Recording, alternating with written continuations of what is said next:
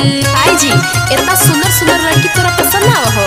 कहे जवा कम मिले चाहे ज्यादा बाकी लबाद ना मिले, मौगी गोद मिले चाहे करिया बाकी छिनार ना मिले, मौगी गोद मिले चाहे करिया बाकी छिनार ना मिले। आजकल के जुग जमाना बहुत खराब है भौजी। आई जी सब एके जैसन है।